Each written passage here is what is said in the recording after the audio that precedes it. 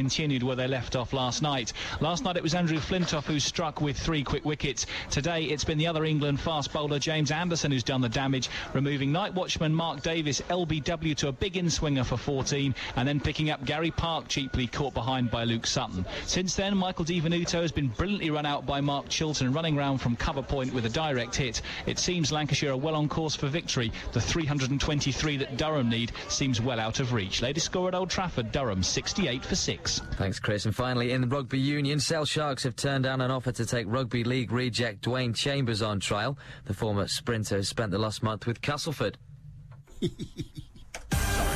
BBC Radio Manchester, satellite weather with Diane Oxbury. We're going to lose the wall-to-wall sunshine today because more cloud will start to spill in as the day goes on, and this cloud could be thick enough for a few spots of drizzly rain here and there. Having said that, most of us will have a dry day with just more cloud cover than you've seen recently.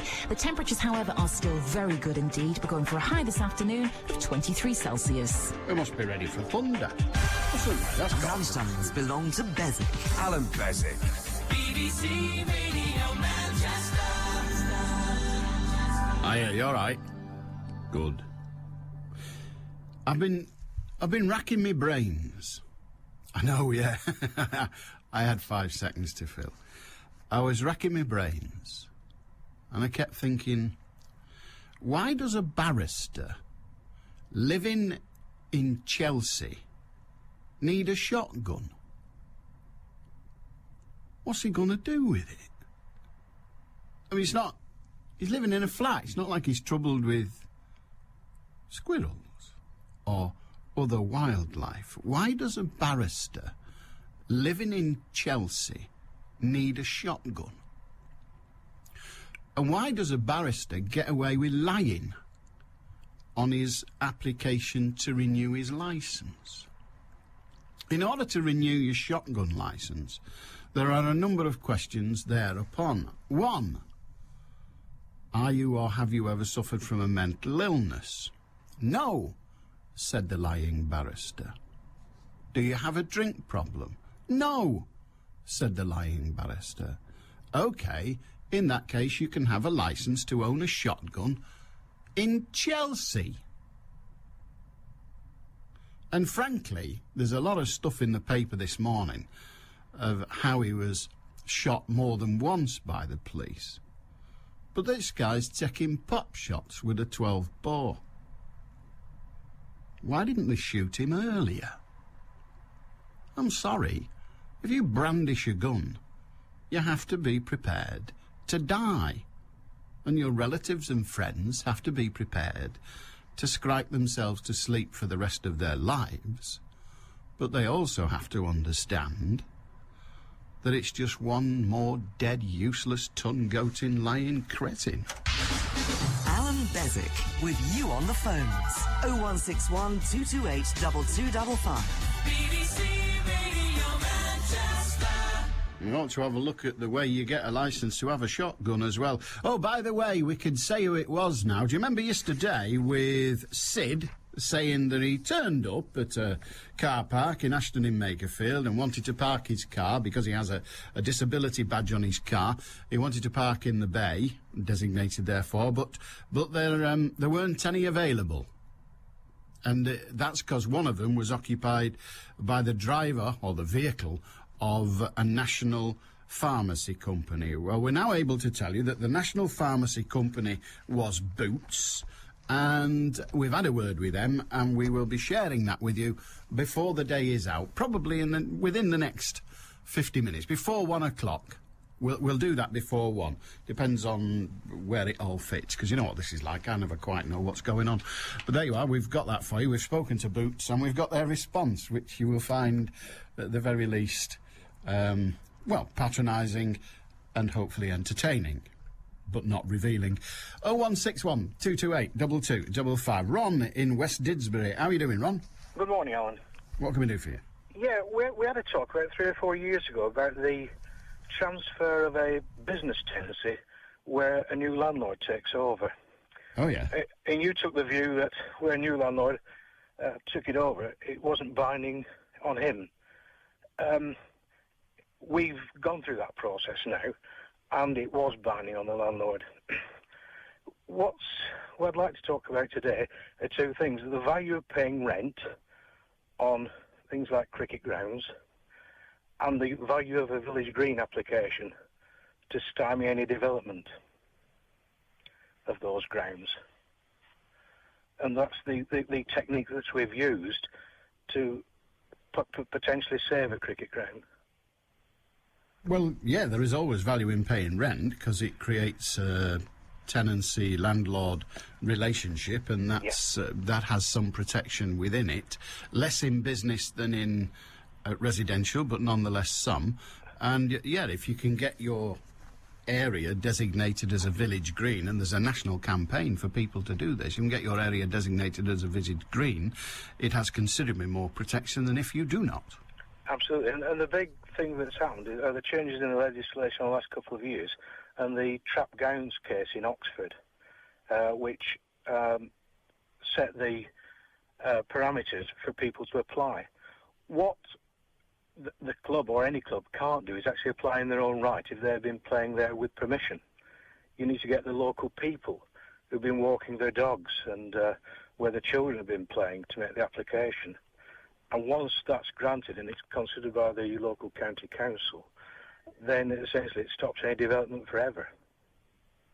And we found a very useful technique. I wouldn't be I wouldn't be too confident of forever, because laws change, positions change, and it just gives it considerably more protection than it's got now. Absolutely. Than it's got without. It doesn't protect it forever. There have been so many cases where that has demonstrably not been the case. That's right. It can be reviewed after a number of years. Indeed, it can be reviewed. Anything. The sad fact is anything can be reviewed at any point, but it gets harder if you get it designated as a village green, and it doesn't have to be a piece of grass, rather bizarrely. No. If you can get it designated as a village green, then it has a lot more protection than property, land, without such a designation.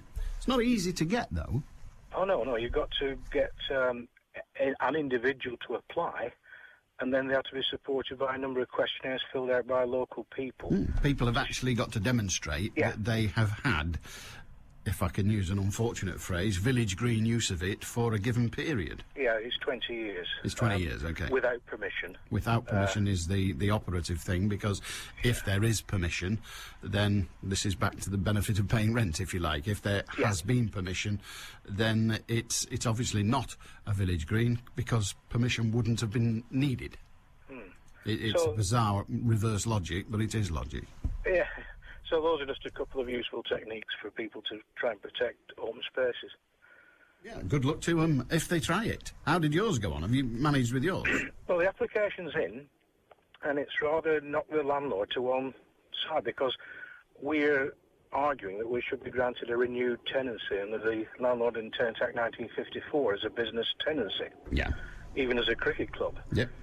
But in parallel with those negotiations, he's now got this village green application. And it's going to cost him megabucks to defend that. Well, it'll cost him megabucks to defend it, but someone is going to have to put up the books to if you like, present it. Well, that's reasonably cheap. The county council appoint an inspector who comes along and does it, and the people themselves. But when I say when I say yes to that, yes, the county council will. But like I said, somebody's got to pay for it, and the county council. If it costs him 100,000 quid, it'll be costing the county council 100,000 quid as well, and somebody's got to pay that. Well, that's a burden on the county council, but the presentation of the case by the applicants is something that they can do themselves. Yeah. With help from something like the Open Spaces Society. You know what we say? Anyone who represents himself in any public auditorium has a fool for a client. Yes. But there you are. Good luck with it. Thanks so much, Alan. Cheers. Good on you. 0161 228 2255. You got something to say? Well, that's fine. Gerrit said it's dead easy. 0161 228 2255. Been to West Didsbury. We're now off to Wilmslow. We've got what we could do. we could do Wigan. Yeah, we could do Withenshaw. We're doing all the W's. But if your place starts with anything other than a W, then you're welcome to. Brenda in Wilmslow. Hiya, Brenda. Oh, hello. Good afternoon. Good afternoon. I love your show. Thank I like you. listening to you. I've learned a lot. I have a guest house in Wilmslow, and recently I took in a gentleman that was homeless because I was homeless at one stage in my life, so I felt sorry for him and took him in. And he has decided to open a bank account using my address. So I was quite concerned about this. And I went along to the bank to ask how and why. And because I don't understand how someone can open a bank account without giving, what's the word, a utility bill or a driver's license or a passport without showing their identity. And I'm quite concerned because this has happened to me before, and I have been told that if an account or debts are accrued using my address, that I am responsible for them. And I would... Well, no, you're not. Oh, I'm not. We've got that. Let's get that clear. You are not responsible for debts accrued at your address at all, unless they are yours. Right. Even in distinctive terms, even if your partner, your husband, your spouse, Yeah. ran up debts, you, the spouse, wouldn't be responsible for them. Oh, now, right. there are ways in which the household might be, but you, the spouse, would not be. You are not responsible for your spouse's spending. Right. But, of course, there may be property within the home, as it were, or within the business address in your case. There may be property within that which is available if your spouse ran up the bills, but not in the case of a tenant. Well, I don't have a partner. Well, I was just explaining the difference between what you said and what is the reality. So you have no fears in that you will have people coming to you for the debt. Yeah. Because you're a guest house. Right. And you can say he was just a tenant. Yeah. Now, the problem there is that they might argue, those who are suing you might argue, well, he wasn't a tenant, he never paid rent, or did he?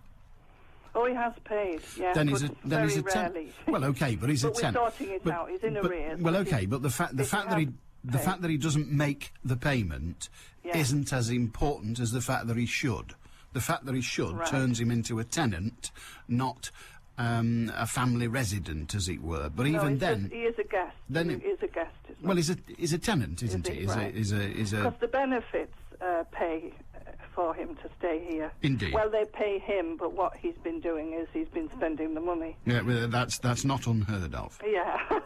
I'm intrigued, but it isn't your problem, but I'm intrigued that he managed to get a bank account. I mean, I have trouble getting a bank account. I know. I can't believe it. You've had the same trouble, haven't you, Brenda? I can't believe it. I mean, I go into my own bank, which I've been frequenting for 35 years, and occasionally there's a new assistant that says, "Who are you?" Yeah, quite. Can you bring identification? Because I don't know you. Well, I tried to open another account, as it were, in a building society that, again, I've been dealing with for years. And I said, I want to open this account. And they said, right, you need to bring your passport and all this caper. I said, hang on a minute, you know who I am? Yeah, you do. You know who I am, and you've already got some of my money. Yeah. You know, extraordinary. Yeah. So how he's done it, I don't know. No. But that's not a matter for you. That's a matter for the bank and the rules that are upon the bank, or the responsibilities that are upon the bank to check the bona fides of individuals. I did write a letter, and I took it in and gave them the letter to say that I wasn't happy and I wanted to know all these questions that we've just gone on. You know, why wasn't he asked?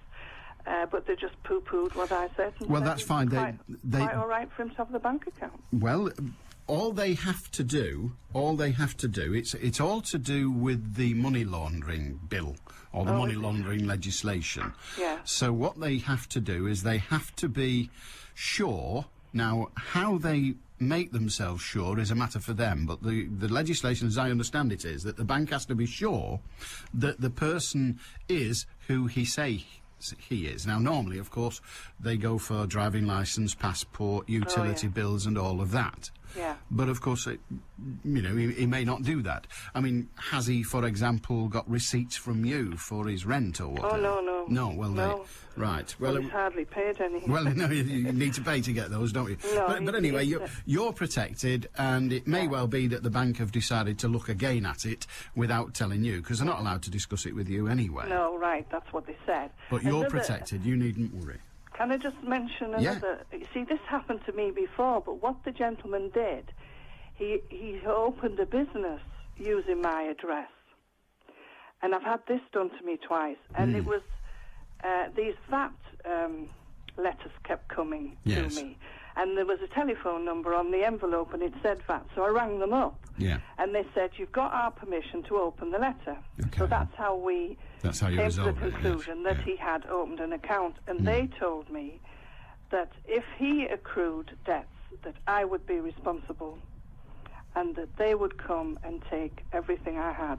And this was quite a scam that often happens. They go from address to address, these people. They open a business, then they go out on a spending spree, and you are responsible for their debts. Well, this is what they told me.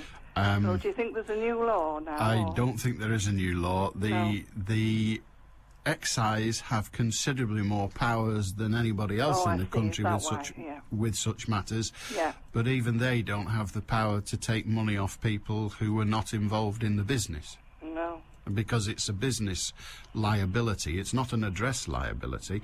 Now, it may well be that he's somehow finangled you into being in the business and you weren't aware of it, but you're not responsible. We as citizens, we as subjects of Her Majesty, are not responsible for other people's debts. And in the event that the revenue or excise or any of the others start saying it's your address, so you must give us your furniture, I think I've never heard of that succeeding. No, well, that's what they told me, and they said I'd have to get rid of him. So well, that's a different issue, but no, I know. But he'd already got rid of himself, hadn't he? The one he was talking about, he'd done a scally. All right, love. Well, anyway, we've sorted out. We've sorted it out. Well, you've made my you've set my mind at rest. But it is a worry when you have premises and people are staying. Indeed. Thank you very much, I'm Alan. surprised you're still allowing people to stay with the trouble you've had, to be honest. Well, I won't be helping the homeless again. No, indeed. It is indeed a shame. Really, well, good on you for doing it, Brenda. Good on you. All right, thank Cheers, you. love. Thank you. Bye-bye. 0161 228 2255. What a bit Radio Manchester. Headline news. Check your smoke alarm batteries or risk your life. That's the message from a firefighter in Rochdale who helped rescue a family, including 3 children, from a burning house. Luckily, the family woke up despite the fact the batteries were dead. A woman who attacked another with a knife and a broken bottle while she was in the shower has escaped from a mental hospital in Bury. And a 15-year-old boy's been arrested after a young woman was hit in the head by a brick. Police want to talk to anyone who was in Fog Lane Park in Withington at around 8 o'clock on Tuesday evening. Manchester's weather cloudy at times with some light rain, highs of 23 Celsius. I'm Faye Rusco. BBC Radio Manchester 2020 traffic. Traffic still quite slow on the M6 southbound this afternoon from junction 19, the A556 Chester Road interchange, down as far as junction 18 almost. It's after an accident earlier involving a car and a van, which is now on the hard shoulder to the south of Knutsford services. Apart from that, the M60 and M62 are both coping well.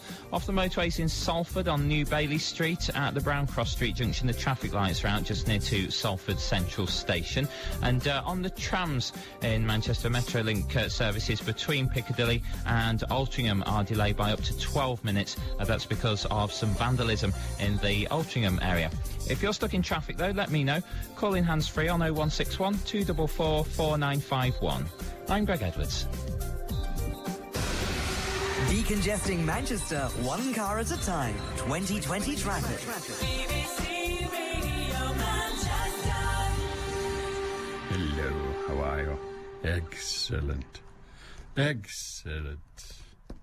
Where will Israel be in 60 years? 60 years from now. Israel celebrated 60 years of existence. The Palestinians didn't exactly think it was a cracking idea. All this trouble in Beirut again as well, isn't there? I wonder what Telly Waite's doing.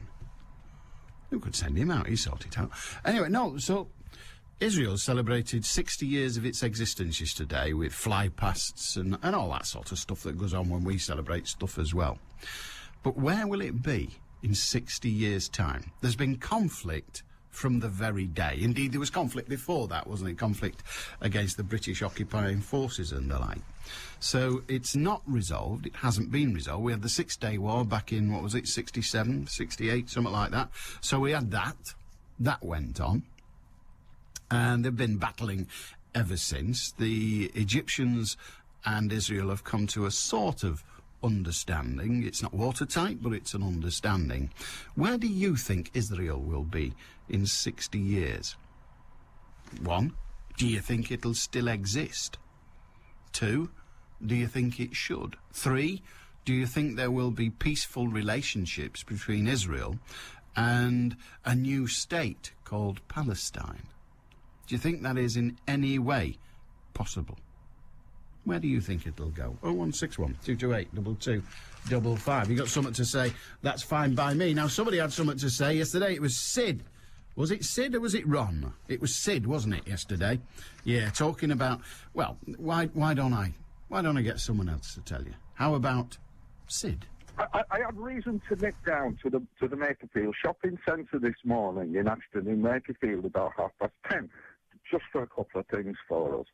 And I've had 3 heart attacks, so I've got a disabled parking pass. And I couldn't park in a disabled space, so I had to park at the far end of the car park and walk. So I use my sprays before I get out of the car, as I usually do. And in one of the disabled spaces, outside the chemist shop, and I'm not going to mention the name of the chemist shop, was the van with the name of the chemist shop all over it, parked in a disabled space. And a few minutes later, I stood there. A few minutes later, out come the woman, having done something about her prescription services, and was a bit nondescript about when I said, why did you park there? She wasn't particularly bothered about it. She wasn't particularly bothered about it. Well, I've got to tell you, it gets on my chest hairs. I really do find the whole thing annoying. I'm not bothered. I've not got all this patronising, oh, poor thing's crippled. I can't be doing that patting people on the head rubbish. They're just people. But if you've got difficulties getting about, then I think we as a society really ought to work together to make your life easier. I'm not going to shove money in your hand unless you need it. I'm not going to pat you on the head. I'm not going to talk to you like you're a 4-year-old just because your legs are wonky and you're in a wheelchair or whatever. I just think we as a society ought to make way to allow people an easier life, if we can, particularly those who need it somewhat easier. And that's the whole idea of the bays for people with disabilities. That's what it's about. Now, I know they get abused by motorists. Of course they do. And as far as I'm concerned, this was a case of chronic abuse. Well, the pharmacy in question was Boots. No further comment needed. These boots are made for walking, but the tyres are not made for wheeling. We got in touch with them and said, what's going on? Why are your people, or on this occasion your person, why is this person filling a parking bay designated for the disabled, and thus meaning that some poor old codger who's had 3 heart attacks has got to wheeze his way across the car park, possibly to come to your pharmacy in order to buy the medicine to help him live a bit longer. All possible. Well, this is what they said. Now, the first bit, and in the old days when I used to teach people media training, I used to say, turn every complaint into an advert. I must have done some for Boots, because listen to this. For first of all, the first bit of their statement is utterly irrelevant, but I'll give it you anyway. Boots operates a prescription collection service where prescriptions are collected from local doctors' surgeries on behalf of our customers that are then dispensed at Boots. So, that doesn't tell me why some idle fat-ass driver thinks she can park in a disabled bay. That doesn't tell me anything about that. Anyway, they do get on to it, because, you know, we're not just going to give them an advert. This morning, a young female driver delivered prescriptions in place of the usual driver, who's currently on annual leave. Due to the lack of safe parking spaces, she briefly parked her van in the disabled space at the Gerrard Centre, while she quickly delivered customers' prescriptions to the pharmacy. Upon her prompt return, she immediately moved the vehicle, allowing the customer to park in the allocated disabled space. Boots apologises for any inconvenience caused. So the answer is that this young lady, this young female, wasn't going to be long. I'll not be long. I'll just leave it here in this bay. So, if you have a disability, or even if you don't, and you can't find anywhere to park in the future, can I recommend, in the strongest possible terms, that you park in the loading bay of Boots? And when the fella says, "What are you doing here, parking in the loading bay? Are you bloody stupid?" say, "I won't be a minute.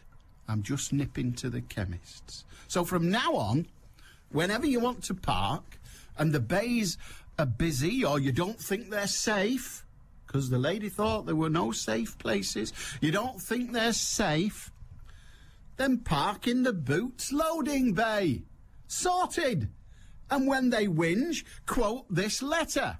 Quote this: "Due to the lack of safe parking spaces, she briefly parked her van in the disabled space at the Gerrard Centre while she quickly..." Now, you've got to be in a hurry.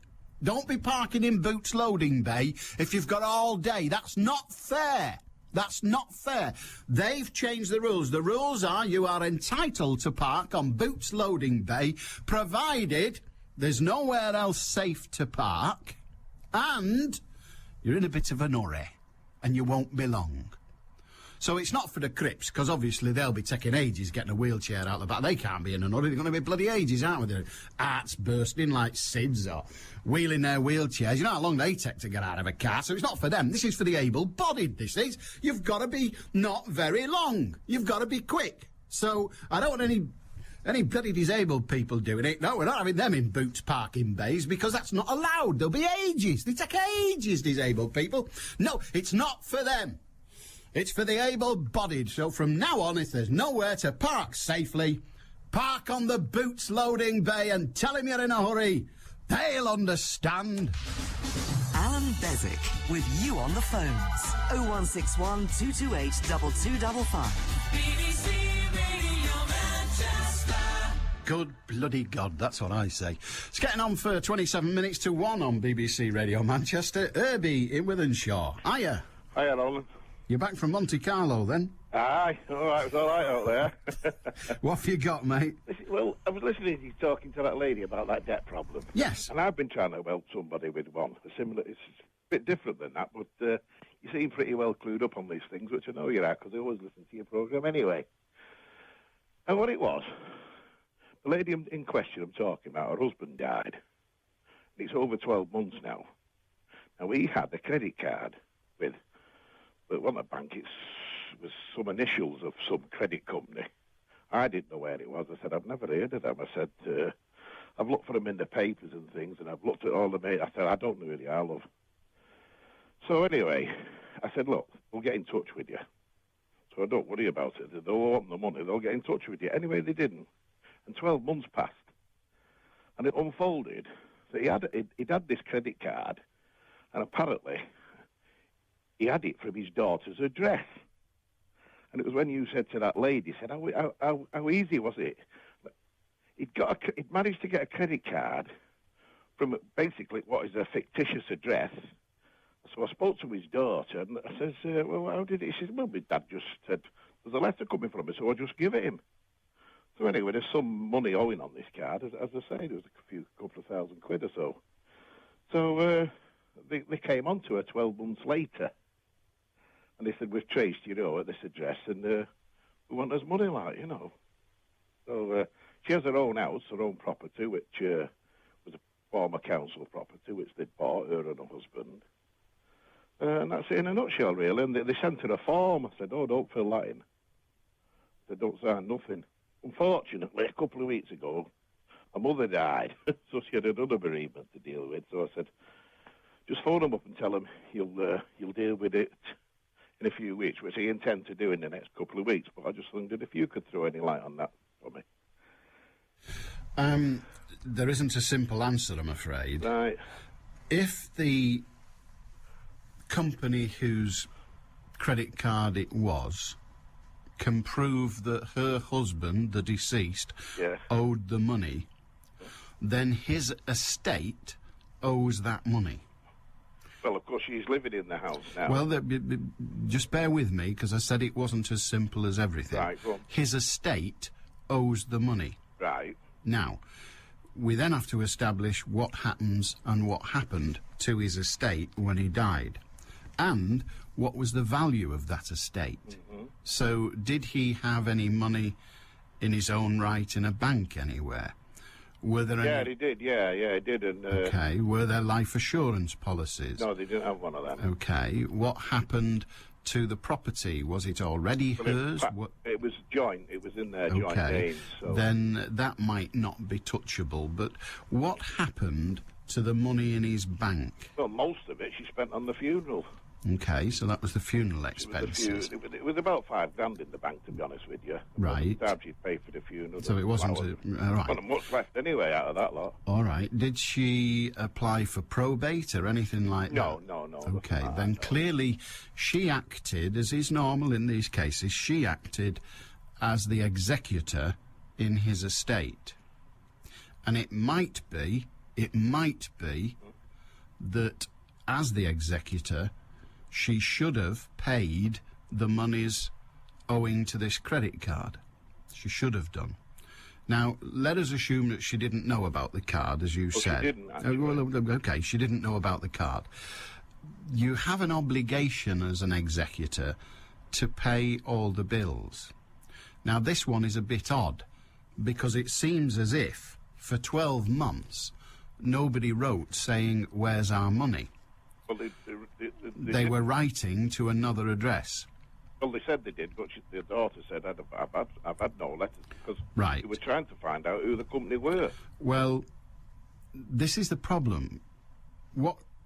Why was she trying to find out? Because he had the credit card. Find out because she wanted to inform them. Well, I know, yeah, card, but he had a credit card of that company. The only way she found out about the card was when she got his bank statement and it was on it. She said, "Well, who are them?" What was on it? The monthly payments card, to the it. monthly payment that he was paying. So she didn't find a credit card. No, she didn't find a credit card. I don't think. I can't recall that. If I was her, I would say, he's dead. There's no money. Right.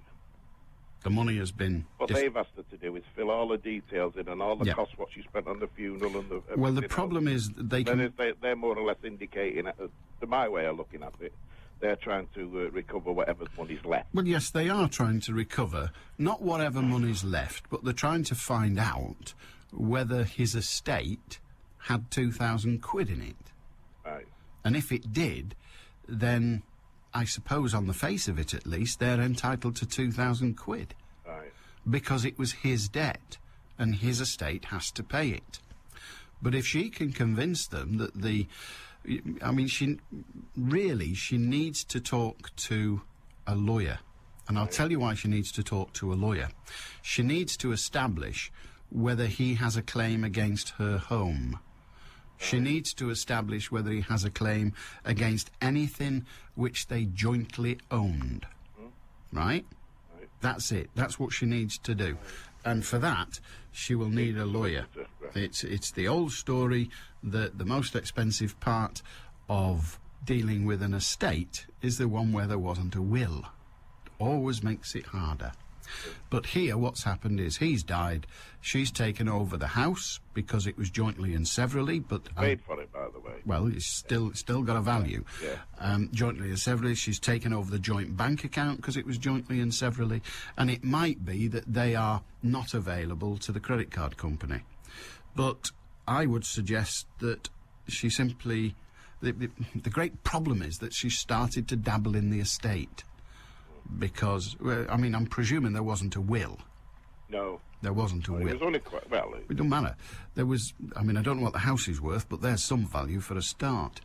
But what she needs to do is she needs to establish whether they can make a claim against her as the executor for not fulfilling her duties properly, and that can make her liable, or, and as I presume she was the only beneficiary of the estate, so she's the beneficiary as well. Because what sometimes happens is the executor gets it wrong, and they have to call money back. They have to say, hang on a minute, we made a mistake, you've all got to give us 50 quid back because we owe this 800 quid somewhere. So that's possible. But as the executor and the beneficiary, if anyone's liable, she is. Now, note what I said.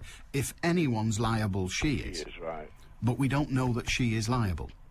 We know the estate is, and we need to sort out what the estate was, and I'm afraid that might be comparatively expensive, because a lawyer is going to have to now look at how the property was distributed. The safest thing as a starting place is to write back and say, he is dead, there was no money to speak of, what there was paid for the funeral. Don't fill forms in, just write a letter and say that. That's what I told her as well. Well, eventually she will have to fill the form. Yeah.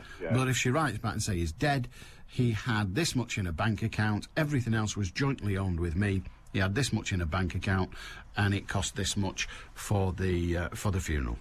Right. And see where it goes. Because they can write 2,000 quid off like that. That doesn't mean they will. Right. Well, thanks for that, Alan.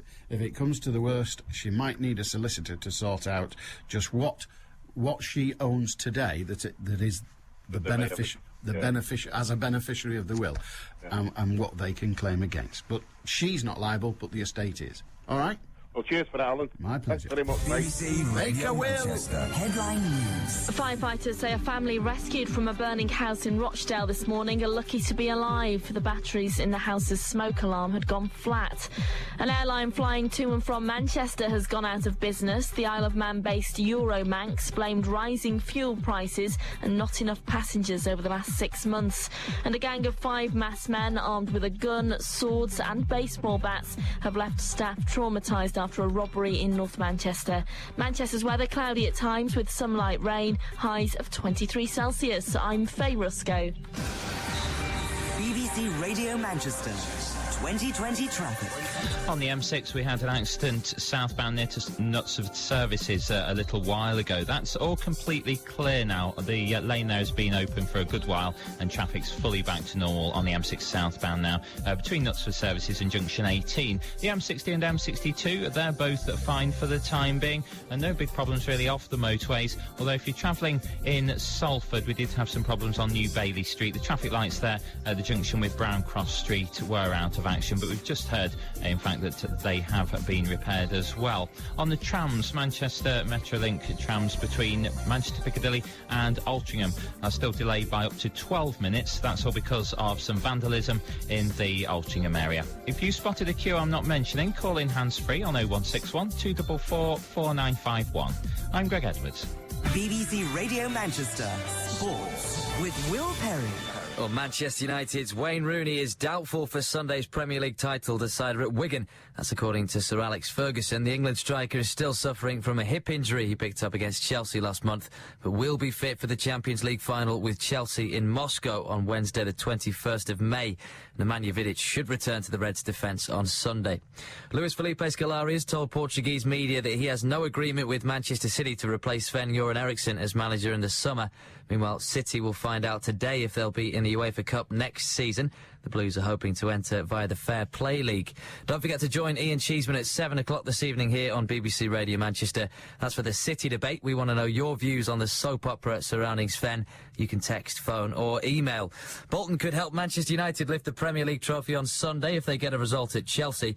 Bolton will be playing in the top flight next season, and striker Kevin Davies doesn't think Gary Megson has been given the credit he deserves for keeping the Wanderers in the Premier League. Coming in and having to try and pick up a bunch of lads who were rock bottom, I'd say.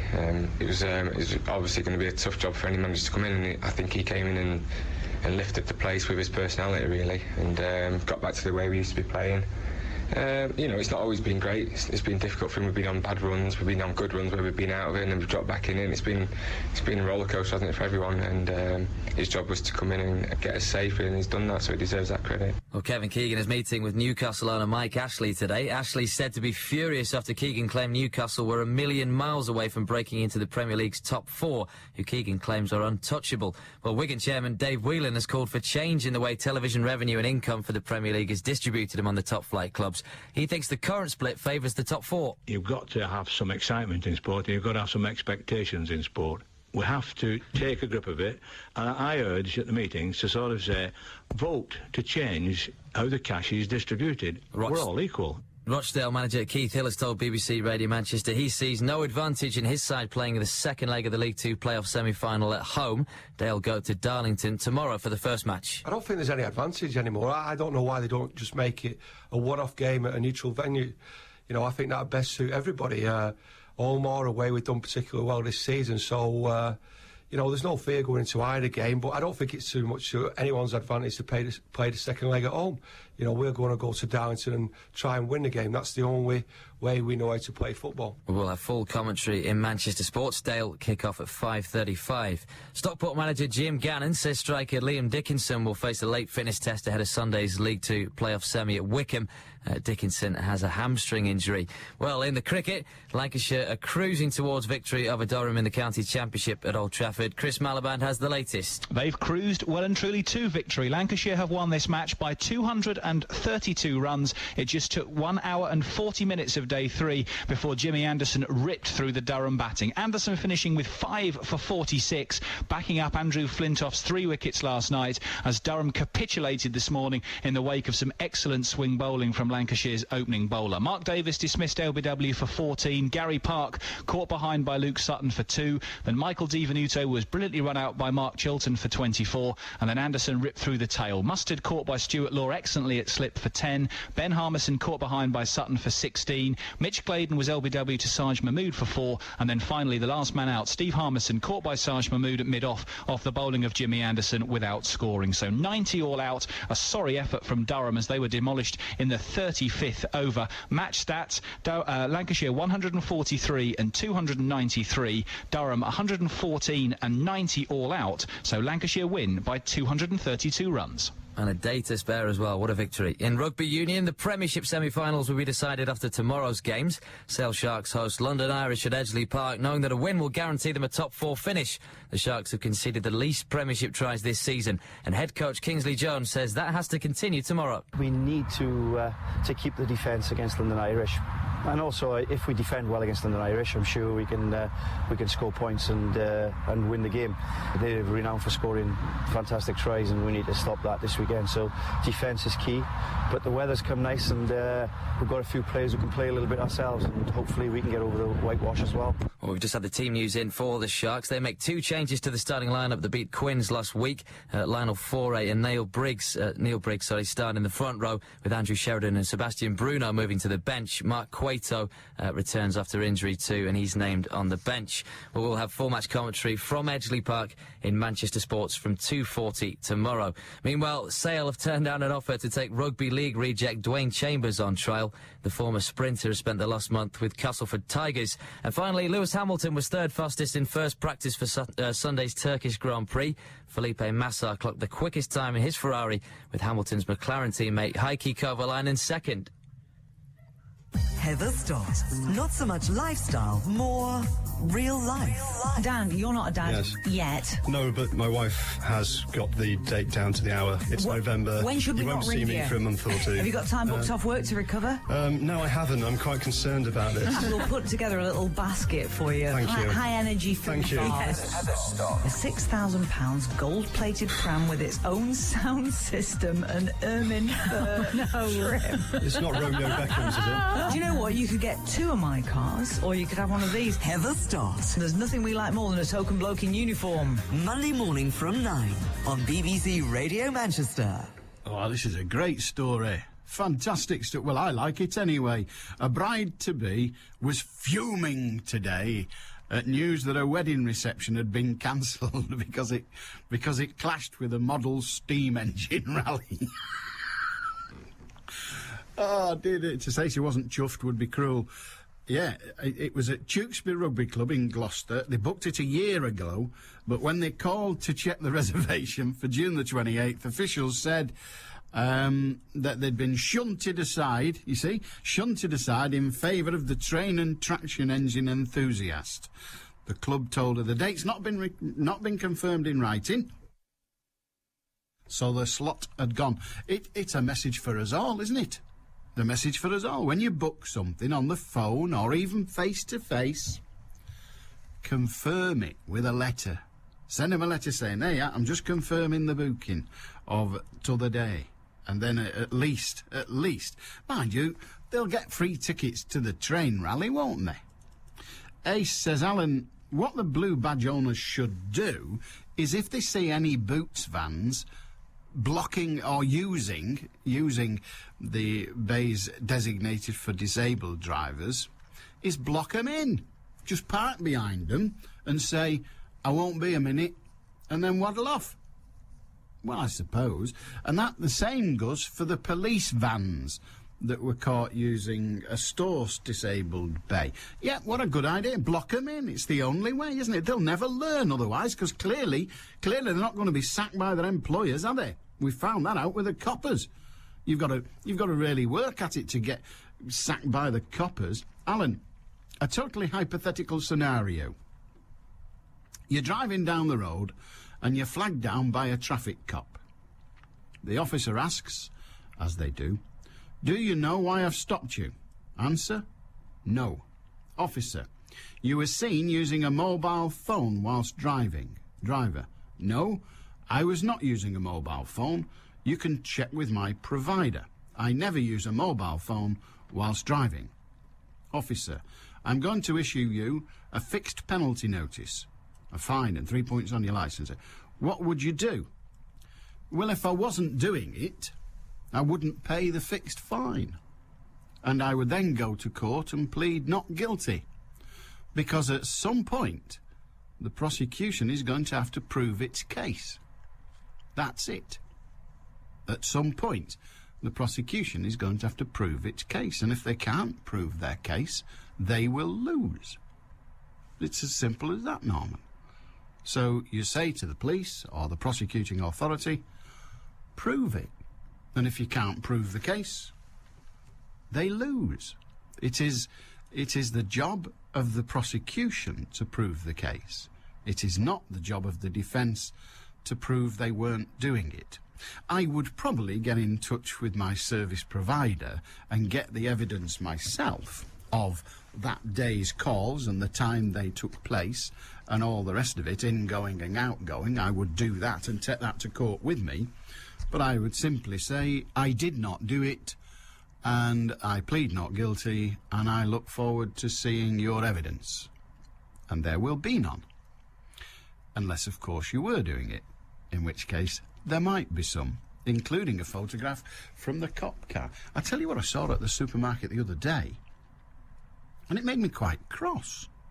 At the supermarket the other day, there was one of them security vans that delivers money, and sat behind it was a police car with a camera. Now, when did the police... Why don't we just cut out the middleman and get the police to deliver the money? It's far easier. Save us all a load of palaver. It saved the supermarket a bit of money, and you all know how we feel sorry for them. That would save a lot of trouble, wouldn't it? Just the police cars turn up and deliver the money. Simple. Then the coppers could have... We'd need more coppers then, wouldn't we? That'd be nice. Yeah, that's the way to do it. It's ludicrous. They could carry them guns they shot that banister with as well. That'd make it a lot easier as well. Yeah. So that's the answer. Let's do away with private security firms. And instead of having the police following them round, guarding them, they're guarding the guards who are guarding the money. Yeah, that's fair enough. They're guarding the guards who are guarding the money. Instead of doing that, we'll just get the police to carry the money. That's all right. That'll be easy. No one will rob the police. Oh, I wouldn't dream of happening. Of course it wouldn't. 0161 228 2255. There's been a letter in the Evening News today. Well, there is a letter in the Evening News today, which I rather like. Because it touches one of them areas where I'm not sure. This letter says, June the 21st to the 27th has been selected as Veterans Week. This was proposed by the National Ex-Services Association in 1995. Now, to be fair, this letter comes from somebody from the National Ex-Services Association. It was not supported by the British Legion or any other association. Our idea was, and has been for some time, that we should stop the sale of poppies as a means of begging. We soldiers, sailors, airmen and mariners, we are proud of the fact that millions gave their lives for this country, yet all their families ever receive in return is charity. Today, especially when MPs are lining their pockets and burning up vast amounts of money for their retirement, it should be the government who should be paying for the care and rehabilitation of those who survived. And it's a dilemma, isn't it?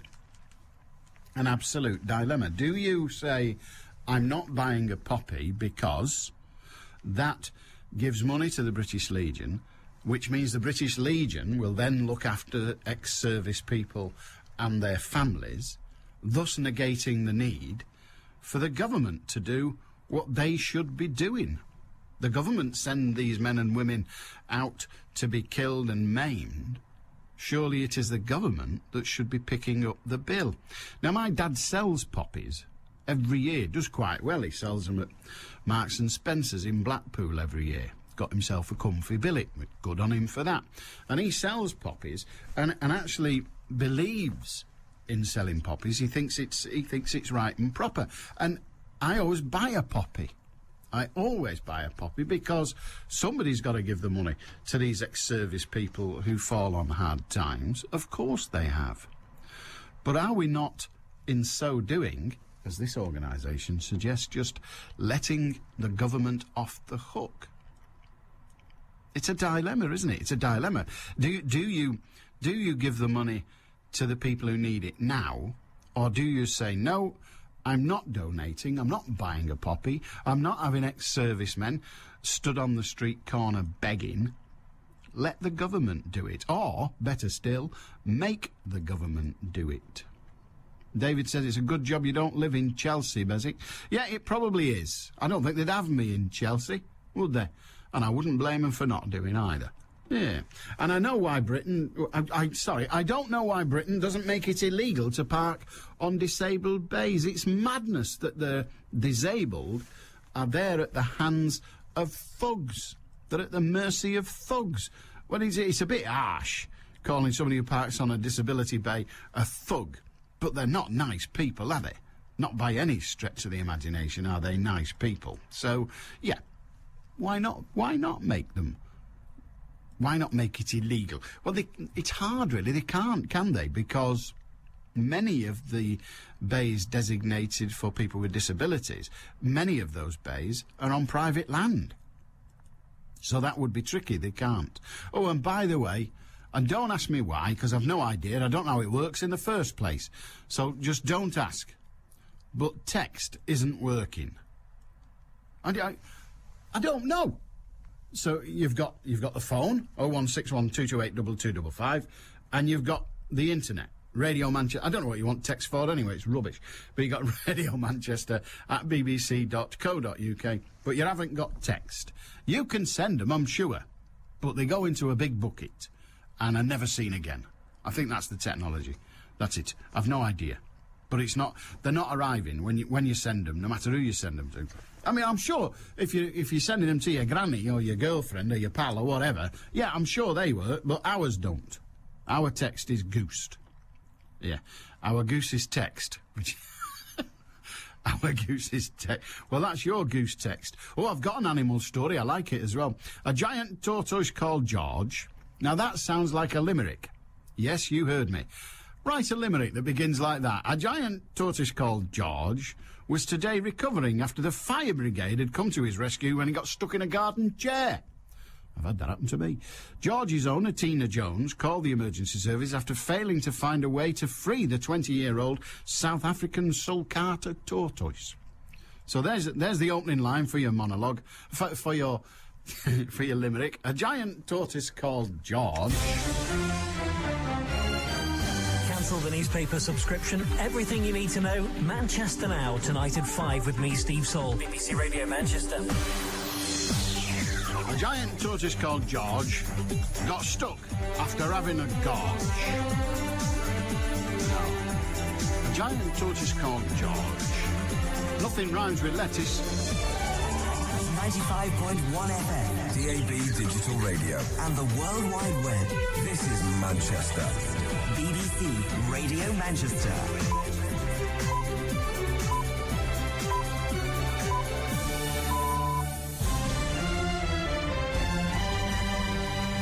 At 1 o'clock, a family have a lucky escape after a suspicious fire in Rochdale, and police warn people not to approach a woman who's escaped from a mental hospital in Bury. Lancashire wrap up victory over Durham.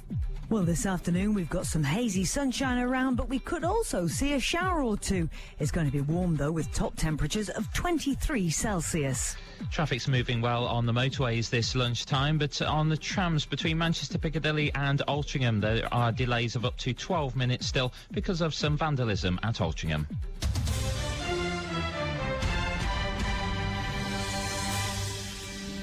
Good afternoon, I'm Faye Rusco. Check your smoke alarm batteries or risk your life. That's the message from a firefighter in Rochdale who helped rescue a family including 3 children from a burning house. Luckily, the family woke up despite the fact the batteries were dead and called 999 before they were seriously injured.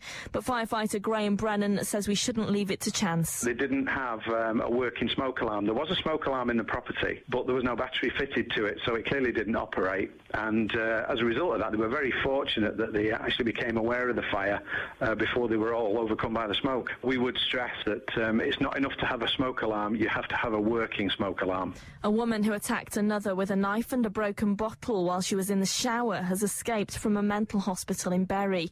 In a row over an ex-boyfriend, 21-year-old Carrie McCartan went to 18-year-old Paige Affolett's home in Liverpool and slashed her so badly in the bathroom that Paige needed 100 stitches. She was sentenced to 6 years in jail, but the judge decided to send her to the Alpha Mental Hospital in Bury. Police believe she could be making her way to Liverpool, and a warning that without medication, McCartan could become violent.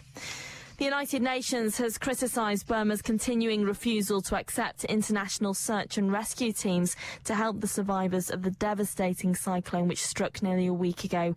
The Burmese Foreign Ministry said it would accept overseas aid but wanted to control the distribution. A spokesman for the UN's World Food Programme, Paul Risley, speaking in Bangkok, said the relief was unprecedented in modern humanitarian relief work. It seems crazy to us to bring in the supplies but not bring in the know-how and the knowledge that will help move that process along. We've only asked for very small numbers of people to come in because really our program is one of helping the government and helping the Myanmar military do its job best. Being a teenager can be a difficult time, but in one area of Greater Manchester, someone's trying to help. A service has been developed in Bury which aims to tackle mental health problems in youngsters. So far, around 300 kids have used the service, the only one of its kind in the country. Claire Maguire from Bury PCT says it should help in the long run. The whole of this scheme is about early intervention, because our belief is that if we can help someone sort out a problem as a child or a young adolescent, then they're not taking that problem further on into their adulthood. An inquest into the death of a Cheshire barrister who died during an armed standoff with police on Tuesday in London has heard that he was hit by at least 5 bullets and did not shoot himself. Mark Saunders, who was 32, had been firing a shotgun from the window of his home in West London. And an airline flying to and from Manchester has gone out of business. The Isle of Man-based Euromanx blamed rising fuel prices and not enough passengers over the last 6 months. The company operated cheap flights from the island to Manchester, Liverpool, Belfast and London City. All services have been cancelled, but rival airline Flybe has agreed to offer free replacement tickets for those passengers who had already booked with Euromanx. BBC Radio Manchester Sports with Joanne Smith. Lancashire have cruised to victory over Durham by a massive 232 runs in the county championship at Old Trafford. Chris Malaband is there. Lancashire have recorded their opening county championship victory of the season by a crushing margin, beating beating Durham by 232 runs. What a turnaround in this topsy-turvy match after Lancashire were dismissed for just 143 in their first innings, and it's their bowlers who've bowled them to victory. Resuming this morning, Durham needed 323 to win, but had already lost 3 wickets for 28 overnight, Andrew Flintoff ripping out the top order. Today was about the other England man in the Lancashire attack, James Anderson. His 5 for 46 reduced the Durham batting to rubble and gave Lancashire a comfortable victory. Manchester United striker Wayne Rooney is doubtful for Sunday's Premier League title decider at Wigan. The England striker is still suffering from a hip injury he picked up against Chelsea last month, but he will be fit for the Champions League final with Chelsea in Moscow. That's on the 21st of May. Nemanja Vidic, meanwhile, should return to the defence on Sunday. Luis Felipe Scolari has told Portuguese media that he has no agreement with Manchester City to replace Sven-Göran Eriksson as manager in the summer. Meanwhile, City will find out today if they'll be in the UEFA Cup next season. The Blues are hoping to enter via the Fair Play League. And Sale Sharks have turned down an offer to take Rugby League reject Dwayne Chambers on trial. The former sprinter has spent the last month with Castleford.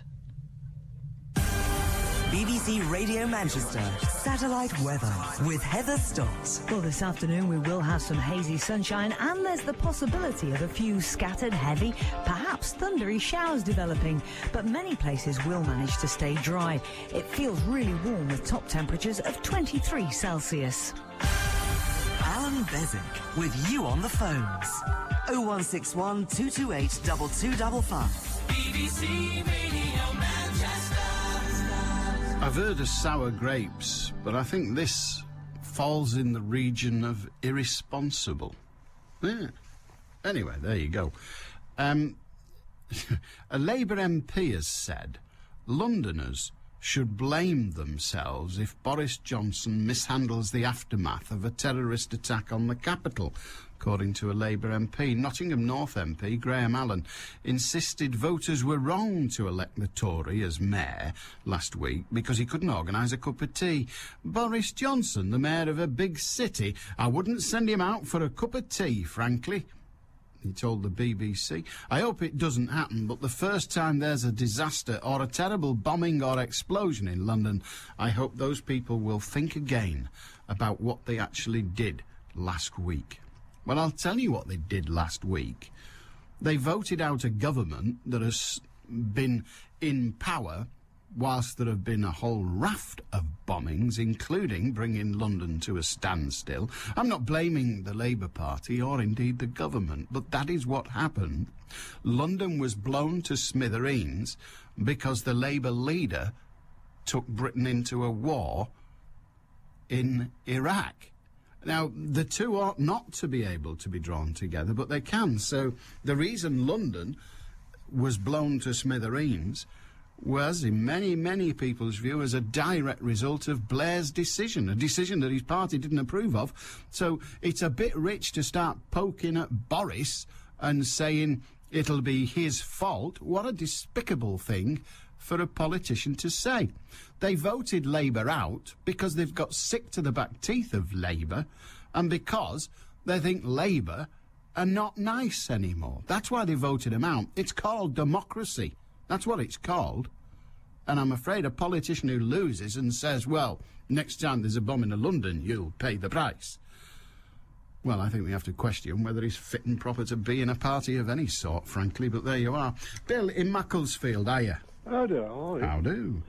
Just thinking about that one, it's quite a funny one. Example, that, isn't it, going out for a cup of tea? I mean, I would imagine that Winston Churchill would have had great difficulty in going out and buying a cup of tea for himself. If he got it, he wouldn't have drunk it.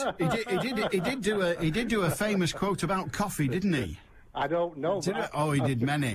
I couldn't see him going out and buying a cup of tea. I think he'd send somebody for him. Or he wouldn't bother. Well, that probably is the way to do it. But he did that thing, didn't he? I've forgotten it. Was it Lady Astor said to him, Winston, if I was your wife, I'd poison your coffee. And he said, Madam, if I was your husband, I'd drink it. But there you are. One of the great ones of Churchill. Just a quick aside on the parking for the disabled. Yes. Yesterday I was parking up in a very big car park in Wilmslow, or trying to park, round and round the road, But I did notice, without a veil, by the way, I found it a little, parking spot. Yeah. And on my way around, I did notice a long row of empty bays, about, I would estimate, I didn't count them, somewhere I'd estimate 20 to 30, completely empty, all for disabled.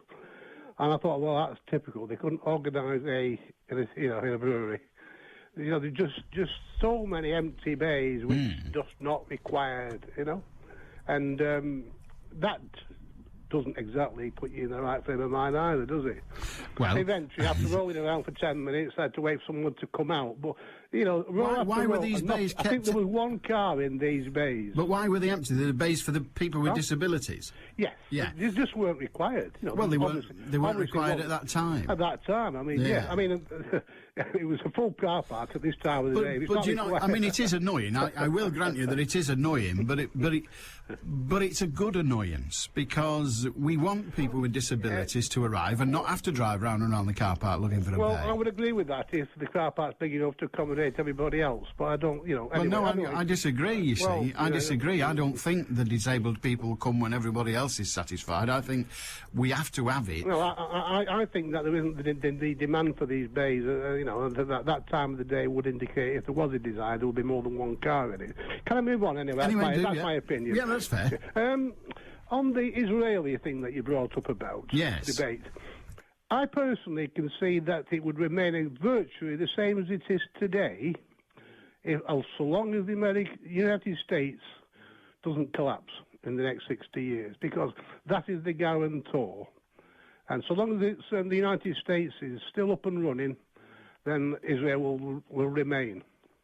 If it collapses, then it will still remain. But if anybody pushes it, it'll sort them out. When you say collapses, because what do you mean by collapses? What, you mean just it's simply economic collapse? Yeah, I think it's in decline myself, United States. I think it's in decline, the same as Britain is. I think eventually these are going to be collapsed countries, and things are changing fast, but I don't think it'll change that fast for the United States. Well, it might change in another way. At the moment, if I can use this phrase, the Jewish lobby in the United States is very loud and very powerful, and anyone who wants to rule the United States will have to show respect, at least, to the Jewish lobby, because if not, they won't get elected. But that is changing in that an awful lot of people now who are immigrating to the United States are of Latin disposition and Latin extraction. And, of course, they're traditionally not Jewish. Many of them are Roman Catholic, many of them are other faiths. But in truth, what could happen is the power of the Jewish lobby within a non-collapsed United States may diminish, and then we will see where the United States plants its feet. Well, this is very true, and there's no doubt about it. This is what I'm saying.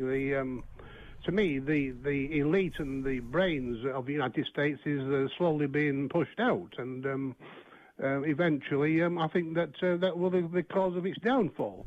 But on the other side, even if it does do, I think Israel will not allow itself to be destroyed. And I think that anybody who gets pushy with it will bomb like it did Iran a few months back. It was as simple as that. It will not allow anybody to get too big with it. And I think that's a bit scary, isn't it? It is scary, but they do have the bomb, the A bomb. They've never owned up to it, but everyone thinks they have. Well, I think it's been proven they have. But again, I can't prove it over here. And I think it's as simple as that. To be honest, it's just simply military power will not allow anybody to develop that power, which will compete against it. But doesn't that depend on whether other forces, China, Iran, Russia, whether they are prepared to, if you like, fund the opposition to Israel to the same degree that you say America funds support for Israel? Well, even if it did, it isn't going to allow itself to be defeated because it has the means to make sure that it's not defeated.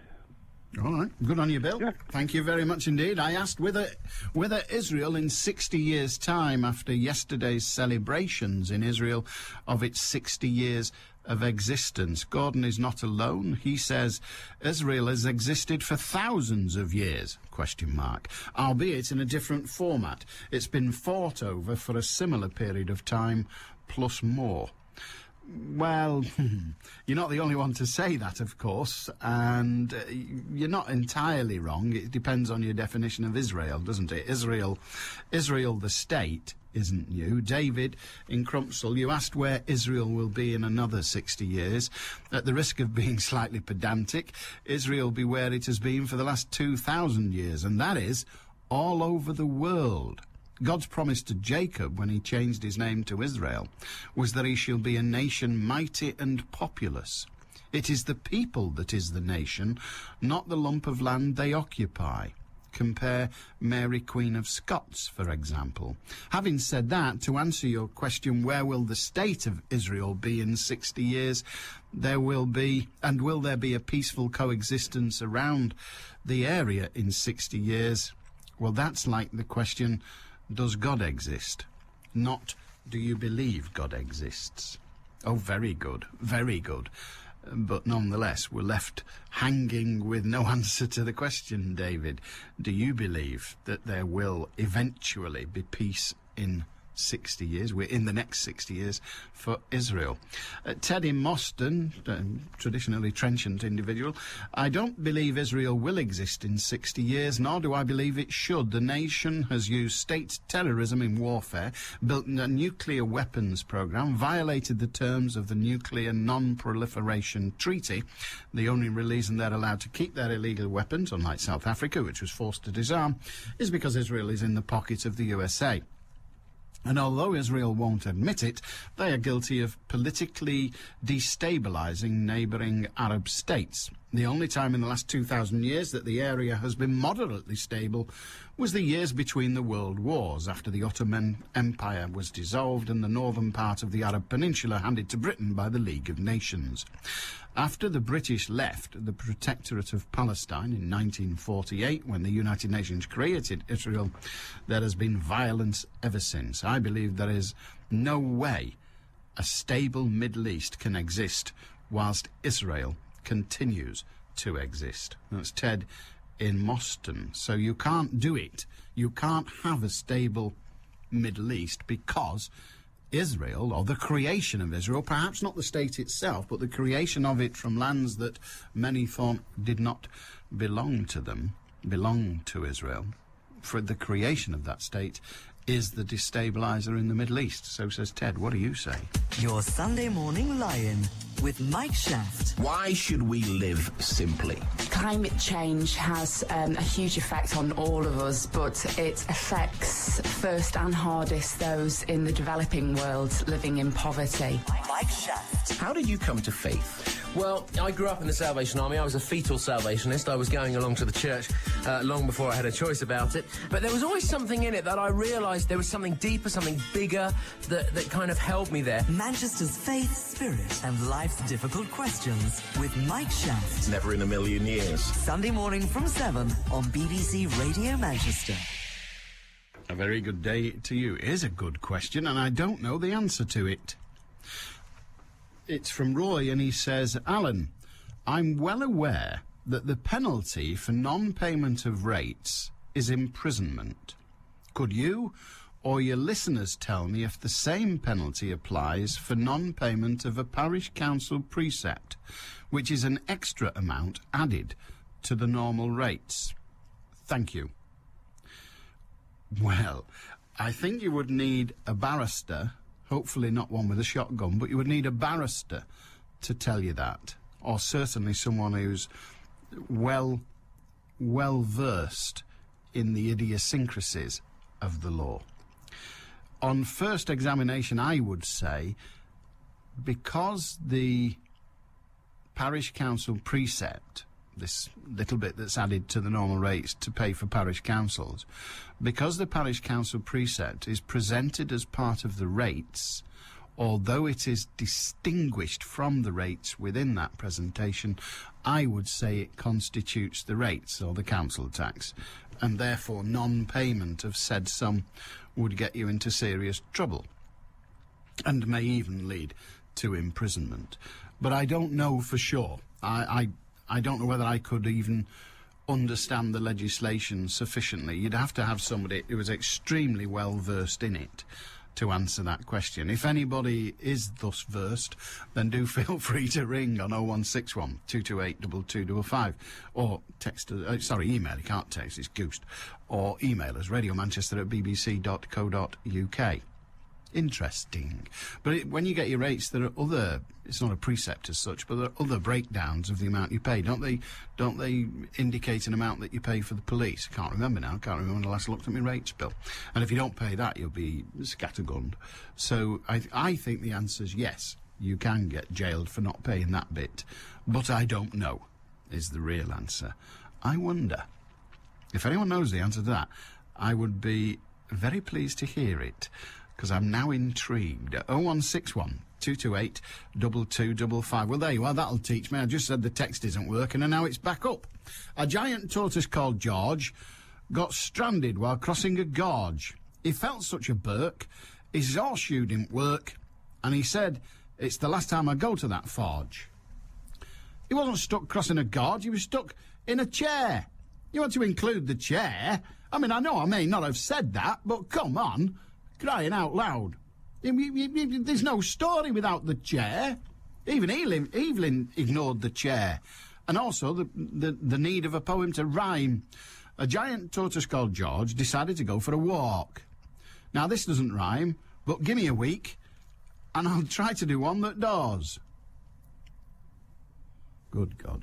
BBC Radio Manchester. Headline news. Check your smoke alarm batteries or risk your life. That's the message from a firefighter in Rochdale who helped rescue a family, including 3 children, from a burning house. Luckily, the family woke up despite the fact the batteries were dead.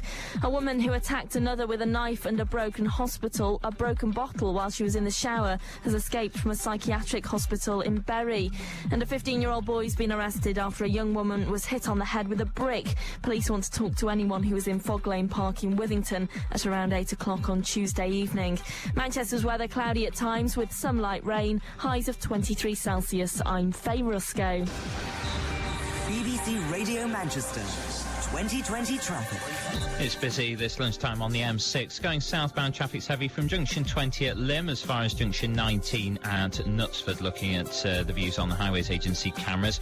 We had an accident on the M6 northbound around junction 19 at Knutsford a little while ago. That's been cleared now, though. The M60 is still coping well, and the same on the M56. Off the motorways at Heaton Chapel, Manchester Road is closed to southbound traffic now, coming from the A6 Wellington Road North junction as far as School Lane. That's for some roadworks. There's a diversion via the A6 and Belmont Way for the time being. On the public transport, Manchester Metrolink services between Piccadilly and Altrincham are delayed by up to 12 minutes because of some vandalism at Altrincham. If you can update me at all, call in hands-free on 0161 244 4951. I'm Greg Edwards. Helping Manchester. Help Manchester. BBC Radio Manchester Interaction with Linda Kay. If you're fed up of paying through the nose in interest on your loans and credit cards, your local credit union could be a much cheaper option. They're owned by the community and are non-profit making, and you don't even need to have a bank account to join them. Credit unions were set up initially to give people an alternative to loan sharks and high-cost doorstep lenders. Christine Moore from Manchester Credit Union. Many of our members are people, just local people who live in the community and who come to us to save or borrow. If people are unemployed or on very low incomes, they can come to us without feeling embarrassed about the state of the finances. If you haven't got a bank account, you can make your repayments in cash, and the amount you can lend starts small, anything from £50 to £10,000. If you feel as though you've got into a bit of a mess with your finances and you're paying over the odds on interest to all different kinds of people, if you come to the credit union, we can help you get back on track. We're very friendly, we're very approachable, and we offer services to people who are normally excluded from mainstream financial products. Anyone can join a credit union, and Interaction can tell you where your nearest one is and send you a free information pack. For your copy, call 0161 244 4321. BBC Radio Manchester Interaction with CSV Broadcast. 0161 244 4321. BBC Radio Manchester. Got another one. Yeah, I know. Simon. A giant tortoise called George got stuck at the foot of a gorge. A smith came to his aid, split his skull with a spade, and then roasted his corpse on the forge.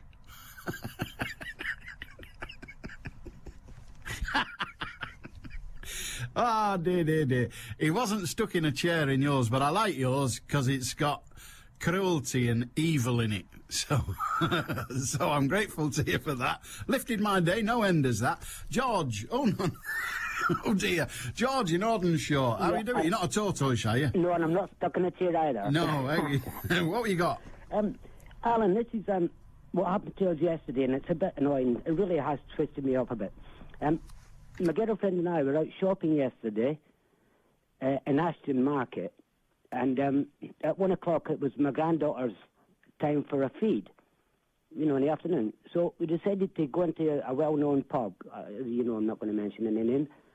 So she got her food ready. She was only 6 months old, so we sat down where the families can sit, with children. And I went up and ordered a lager for my girlfriend and a beer for myself. And the girl behind the counter said, "We can't serve you beers unless you buy a meal." I said, "I don't want a meal." She said, "Well, you can't get a drink then." So, but I waited quite a long time to get served. So I went down and told my girlfriend, and she said, "Well, order a plate of chips then. That's a meal." So I went up and I said, "Can I have a pint of beer and a pint of lager, please, and a plate of chips?" She said, "That's not a meal." So when is a meal not a making meal? So what we had to do, we had to vacate that pub and go to another one where it was perfectly okay, which is only about 20 yards away.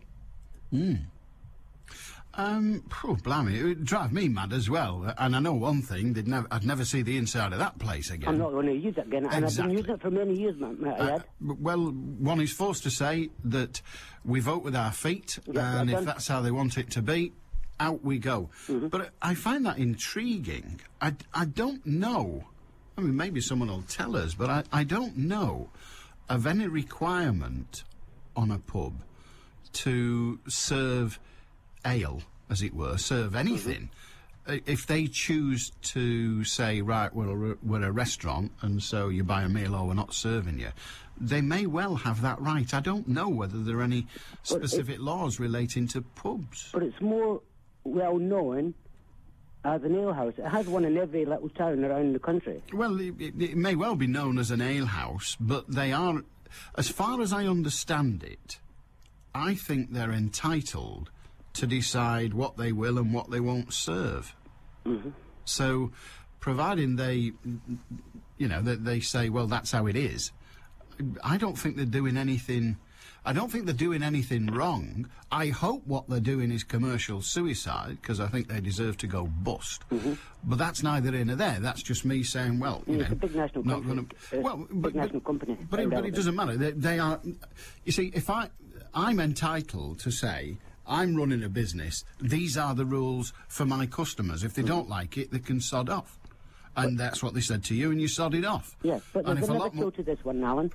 Go on. There's even if excuse me, looking at it, grammar's out the window. If I were to buy a meal, then we would only be allowed to have 2 drinks because we're in charge of a minor. Yeah, that's true, yes. That I understand. Yeah, that makes sense. That does indeed make sense. You don't want to be sitting there all afternoon getting bladdered. I mean, it was really hot yesterday. Oh, you know that. You were out yesterday. So you know it was quite nice and warm. I was weeding in it. Well, there you go. But, it was really nice You were weeding it.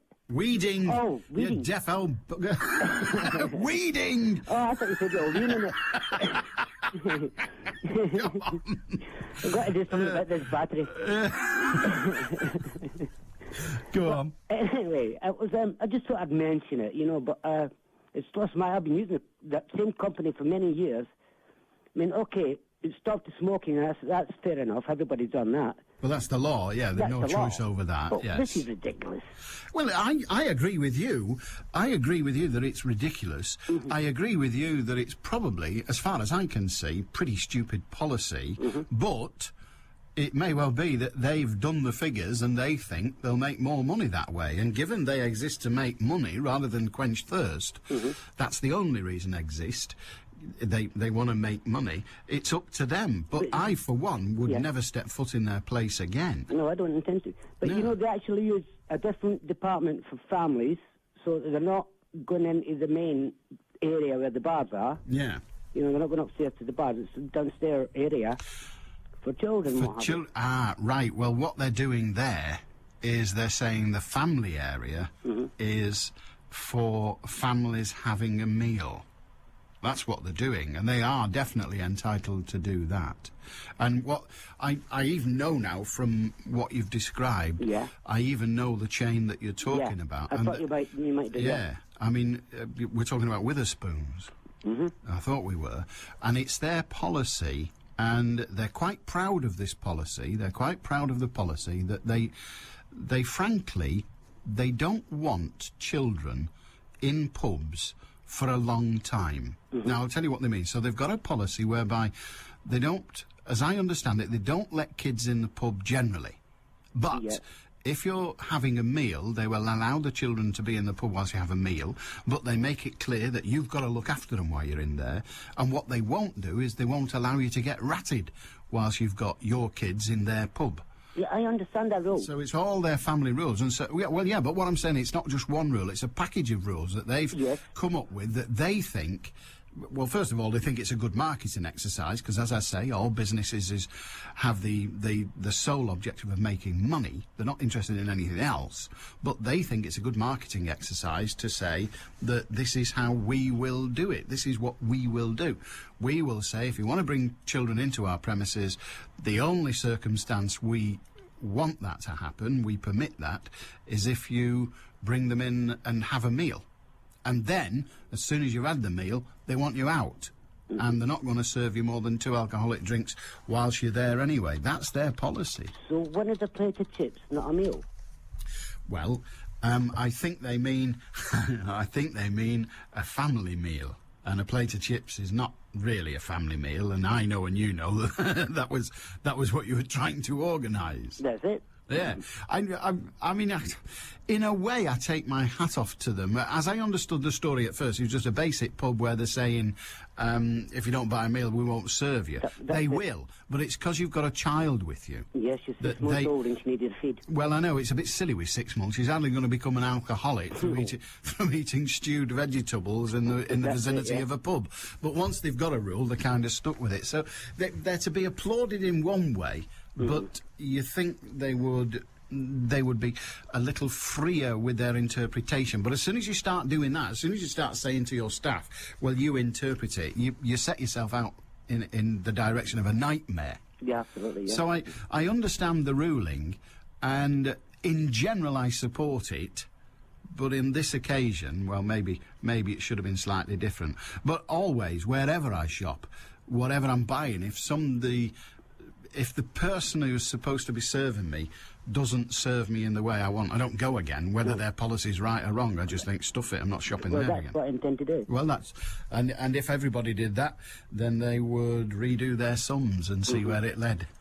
Good on you, George. Okay. 0161 228 222. What do you think of that? It is interesting, because I don't want kids in pubs, and I don't think people who go in pubs want kids in pubs. They had a bit of trouble. There was a whole story about it about 6-7 weeks ago, and they'd had a bit of trouble in pubs where people would go in, a bit like those fat-ass people from Belfast who went to Portugal, got ratted. I know they've denied it, let them sue. Got absolutely ratted and dumped themselves in the hotel, fell asleep with their kids running about the place.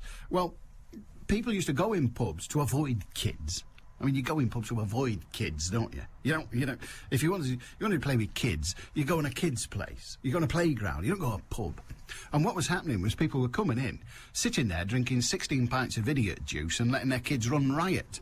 So Wetherspoons said, "We're not having this. We're not having it. We don't want this. We're stopping this. So if you want to come in, fine, bring your kids in, have a meal, and when you're fed, get out. And you're not having more than 2 pints, because our other customers don't want your striking kids." Well, they don't. Not everybody loves children. Come to terms with it. David says, so Teddy Mostyn seems to think that the British gas-bombing Iraqis between the wars constitutes peace, does he? The was part of the email. I've not made that up. It was part of the email. 0161 228 2255. Roy in Partington. Hi, Roy. Hello, Alan. Hello. Hello, Alan. What can we do for you, mate? Well, it's just this Palestine thing at the moment. Go on. I was one of the last to be pulled out of there on a destroyer in 1948. Yeah. On May the 7th. Exactly a week later, the state of Palestine, Israel, was declared. Yeah. I don't know if people realise it, but the state of Israel is based on terrorism. Nothing else. It was born out of terrorism. So it will go on and on. I mean, terrorism doesn't win in the end, but in this case, it really has. The Americans supported them right the way through. We got out simply because we said we'd had enough of terrorism and let them get on with it. And that is it, really. There is no end to it. There can never be an end to it because it was Palestine. Okay, Alan? Well, a number of things spring to mind. I mean, the great problem with the word terrorism is it doesn't really mean anything. It depends what side you're on. The state of Israel, the Israeli will argue that the state of Israel as an entity has only existed for 60 years. But the land upon which the state of Israel is based was God-given. Now, I balk at that because they're into God, but was God-given to the Jews since time began. So you get into this horrible belief structure making the decision. But to say that a state isn't credible because it was based on terrorism is to say that many states, including, frankly, all of the states of the United States of America, should not exist because they're based on terrorism. And to say that a state based on terrorism will never settle is, well, history tells us, is wrong in the extreme. As I say, United States of America started by terrorism. That may be so, Alan. Well, but in this case, there was already a population there. Well, there was already a population in the United States of America born and bred there, till the Brits and the Spanish and a little bit of the French got over there and started killing them. So you can go on and on from that point of view, but the point of view is that the original people that lived there in peace with one another. Well, yes, but that exists. But I mean, history tells us that after 200 years. Well, first of all the white guys got to the United States and started killing all the guys in situ. There's an argument that white guys have been there a long time and lived in harmony, but then they started to kick up and started to kill people. The people resisted. They called them the Injun Wars. So they overcome that, and they described what the Injuns were doing as terrorism. It wasn't terrorism. It was clearly fighting to retain the control of their own lands, but they called it terrorism because the white man wrote history and the white man wasn't on the side of the Injun. So the Injuns were terrorists. Then when they defeated the Injuns, they then decided we'll have this country for ourselves rather than King George, so we'll throw the Brits out. So then they had terrorism for that. And then, of course, they had the Civil War to decide which lot of terrorists got to run the country in the end. And hence we end up with the United States of America. A pocket and not particularly accurate history, but the point I'm making is that the United States of America is based at its at the very beginning of its entity on terrorism. So to say that Israel will never, or that part of the world will never settle because it's based on terrorism, flies in the face of history, doesn't it? It may be, but that's old history. Modern history doesn't go that way nowadays. Well, well, I think it probably does. It probably does. Well, Look at what's happened in Northern Ireland. Do you think Northern Ireland wouldn't have happened if Northern Ireland in its current structured state would not have gone the way it's gone, had not the Irish terrorists decided to blow Britain up? That's right. So, well, then, you can go on and on. Of course you can. Under that basis, all that I'm saying is that the Palestinians, or the Arabs, if you wish to put it that way, have more right to be there than the Israelites do. Certainly they have more. Well, the state was born on terrorism. I left good mates there, so I know it was born on terrorism. But nobody mentions this nowadays. Well, we do. We actually mentioned it on this programme just 2 days ago, Roy. What I'm really interested in, I mean, I'm grateful to you for your history. My dad was in Palestine as well, yes, and he left a few mates there. Yeah, I know. And it was terrorism that I don't think it drove the Brits out. I think what drove the Brits out was they decided to. Well, I think probably decided they didn't want too many Jews in Britain, so let's send them somewhere warm. No, Alan. Well, ask your dad why we got out. He'll tell you. Well, I was rather working on why we got in the first place, but no matter. We got in because of we commonly call it the United Nations. Now it wasn't in them days, but the League of Nations. Yeah. But let's not put ourselves in history. Let's think about now what's. And that's what I'm trying to do. Okay. I cannot see an end to it because even now the Israelites are still terrorising the Palestinians, and they complain that the Palestinians, the Haganah, or whatever they call themselves nowadays, it's not the Haganah. Well, they have a variety of names. The Hezbollah. Yeah, the Hezbollah. Yeah. Are terrorising them. So on and on it goes. There is no end to it. All right, good on you, Roy. Thank you very much for your history lesson. Thank you. It's always better to hear from people who were there. Alan, why do disabled people need bays when it seems to me they can park on double yellow lines with impunity just because they possess a badge? Well, Mal in Chester, they are allowed to park in some circumstances on double yellow lines with impunity so that they will be near to this place they're visiting, because if they've got a badge, then they've got that badge by dint of them having an ambulant difficulty, probably ambient as well, but an ambulant difficulty. And they have disability bays to make sure that when they do go into a car park or into a superstore, they can park quite close to the exit rather than have to go wading about the place on sticks or in wheelchairs. So that's why. And I don't see anything wrong, as I say, with giving a little bit of help to those who need it. And that doesn't mean I think they're all poor and should have money thrown at them. There was a tortoise called George who, on a large lettuce, did gorge, sat on a deck chair, so fat got stuck there, and had to wait to be disgorged. Followed by crap innit, Russ from Lee. Yeah. BBC Radio Manchester. Headline News. A 15-year-old boy's been arrested after a young woman was hit in the head by a brick in Manchester. Check your smoke alarm batteries or risk your life is the message from a firefighter in Rochdale who helped rescue a family from a burning house in the early hours of this morning. The United Nations has criticised Burma's continuing refusal to accept international search and rescue teams to help the survivors of the devastating cyclone. Manchester's weather cloudy at times, some light rain though, highs of 23 Celsius. I'm Rachel Ferguson.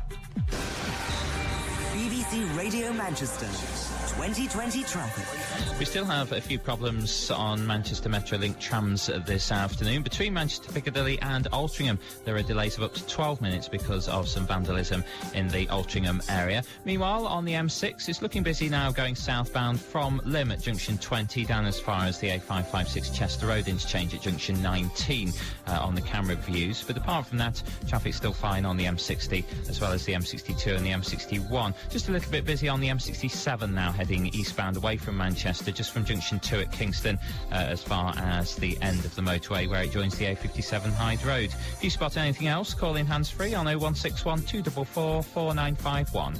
I'm Greg Edwards. BBC Radio Manchester Sports with Joanne Smith. Manchester City manager Sven-Göran Eriksson has held potentially his last ever press conference at Carrington this afternoon.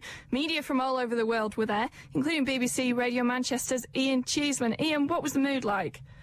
Well, I suppose a resigned mood from Sven-Göran Eriksson has been dignified throughout all the constant speculation about his future. As you mentioned, media from all over the world, Mexicans, Portuguese, which perhaps tells its own story with the link to Benfica. But when I asked directly whether he'd been told he'd gone, he refused point blank to answer any questions of that nature. Also refused to answer any questions about being linked with Benfica, neither denying or confirming, and steering clear of any direct questions. He answered a few about his mood and about how the week had been, etc.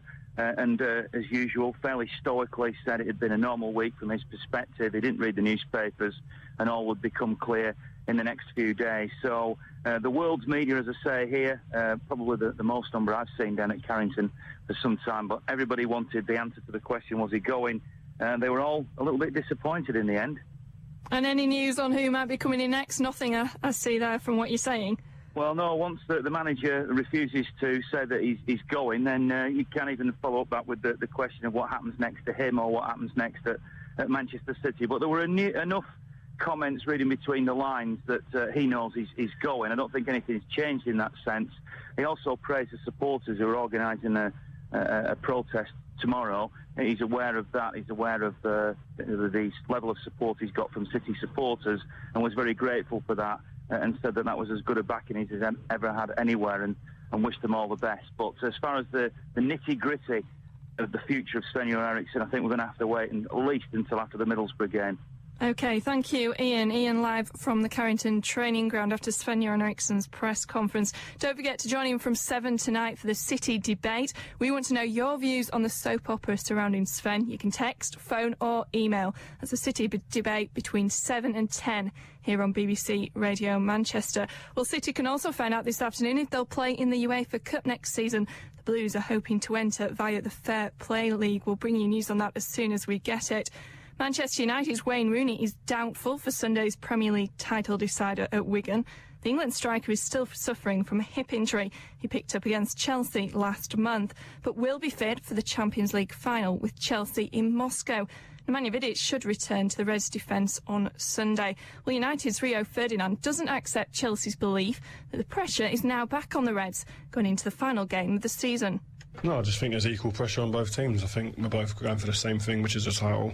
But the ball is in our hand at the moment. If we do what we're set out to do, which is win the game, then we win the title. So it's simple as that.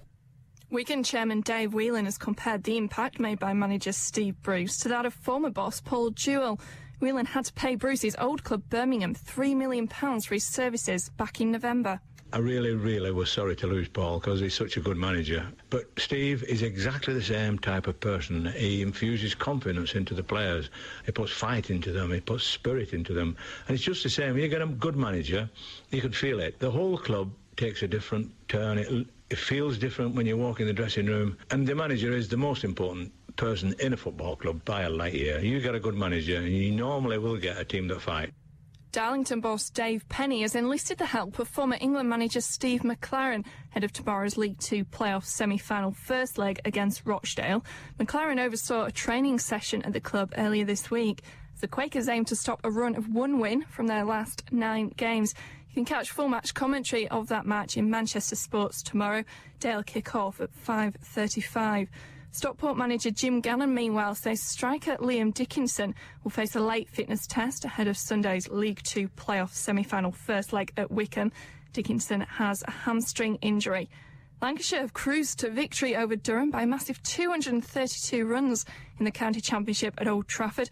Chris Malaban brings us this report. Lancashire have recorded their opening county championship victory of the season by a crushing margin, beating Durham by 232 runs. What a turnaround in this topsy-turvy match after Lancashire were dismissed for just 143 in their first innings, and it's their bowlers who've bowled them to victory.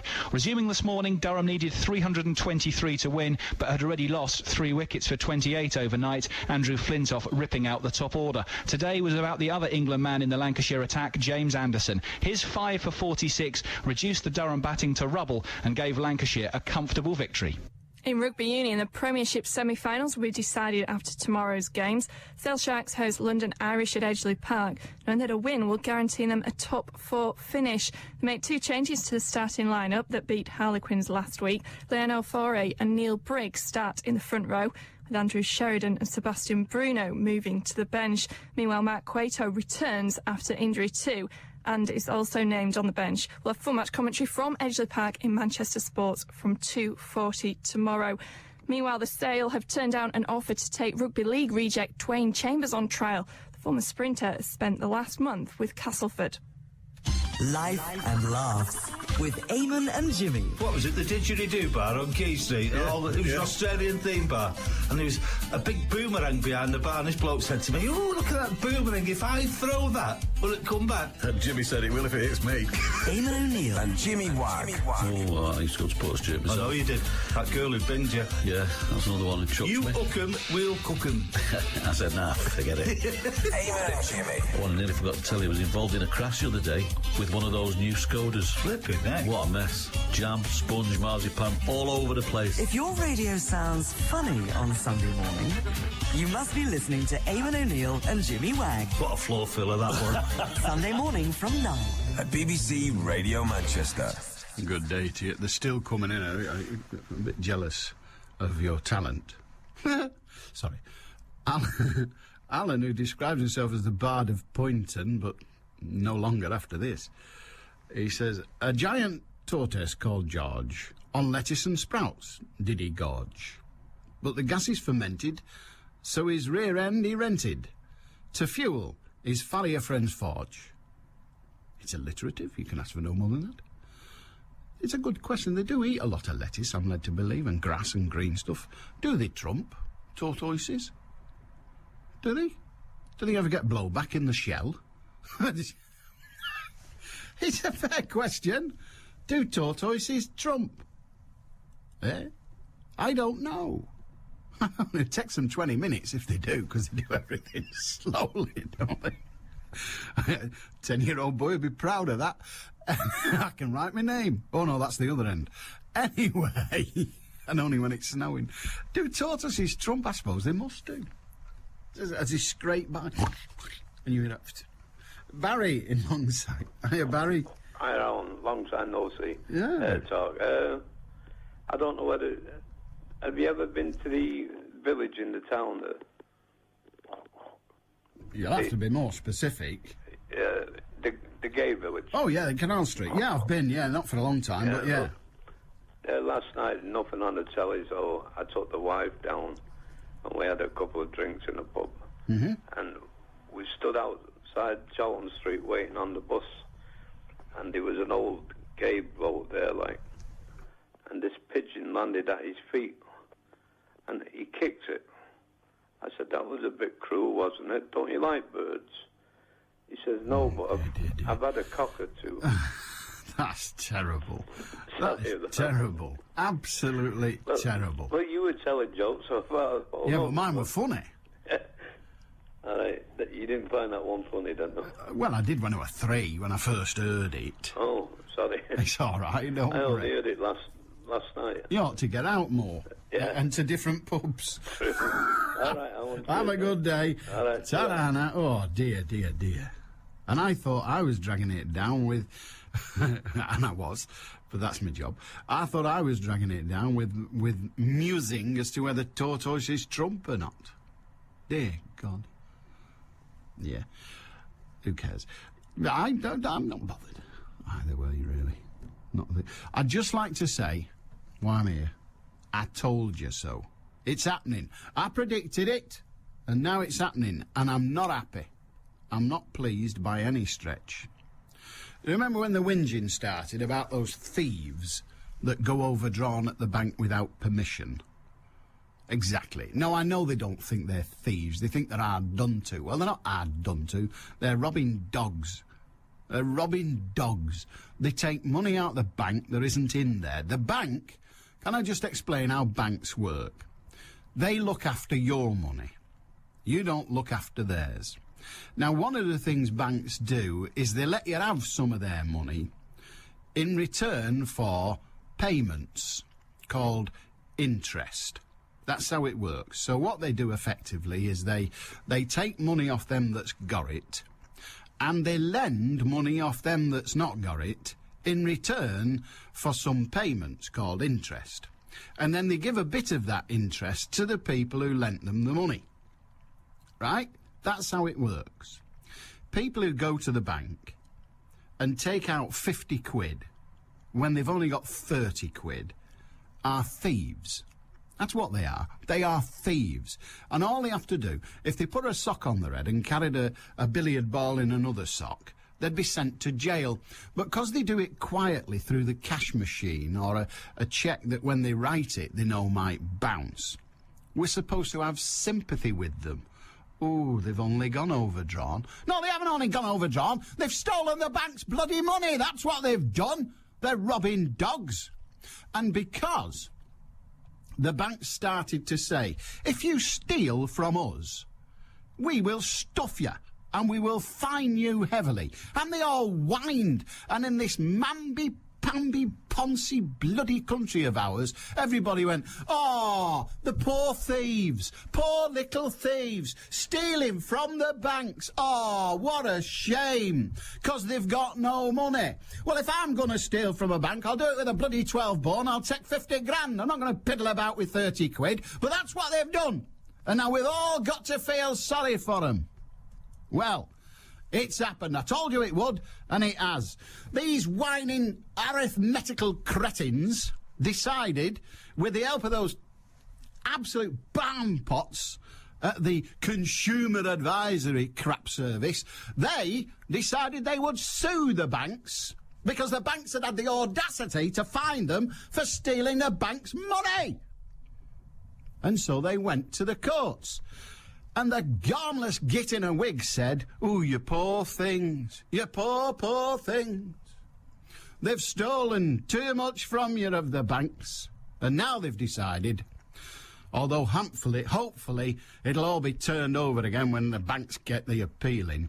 But what's happening now? Oh, yes, what's happening now is that the banks, who previously, for those of us that can do arithmetic, they said, well, look, what we're going to do, we're going to let you bank free of charge. And the charges we're going to levy, instead of levying them against you, we're going to levy them against the people who steal from us. You see? And what's happening now?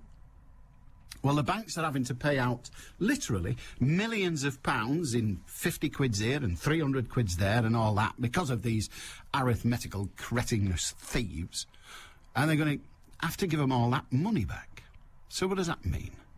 People like me, who can actually take from the amount that I've got, the amount I wish to spend, and see if there's enough left to make the two compatible. Those of us that have either negotiated a loan, negotiated an overdraft, or don't actually steal the bank's money. Those of us that can actually do that simple arithmetic. They are not to be allowed out, the other buggers. Anyway, can do that simple arithmetic. I said, once this has all been resolved, what will happen is free banking for non-thieves will disappear. And sure enough, here it is on the front of the Daily Express. Banks in current accounts rip-off. Well, I don't agree with the sentiment, but the story is as I promised. The Express is still whining like the bleeding heart liberals that they've never been before. They'd round up foreigners and shoot the lot of them and ship them out in boats. Yeah, they do that, but they still support thieves.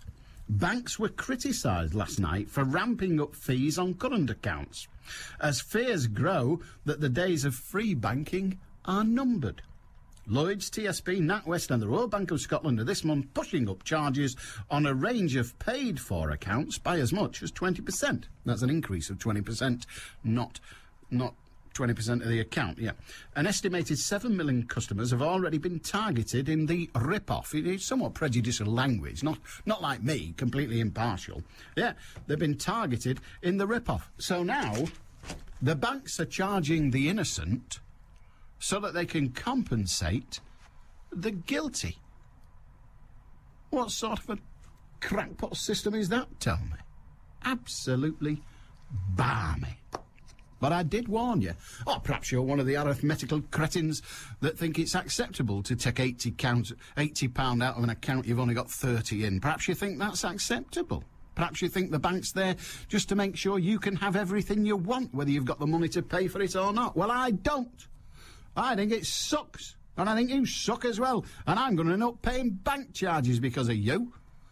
So go back to school, learn how to add, learn how to subtract, and pay your own bloody bills. Said an independent, impartial BBC spokesperson. Kevin says, I'm with you on disabled parking. But what of the security vehicles collecting cash? They park as close as possible, irrespective of restrictions, which I think is acceptable. No, it's not. No, it's not. If they want a bay for people in security vans, then build one. Yeah, and build one behind it as well, so the police car can film it all. Gee, we've come full circle. See you tomorrow. Bye-bye. I'm Ian Cheeseman. Join me tonight between 7 and 10 for the Manchester City debate.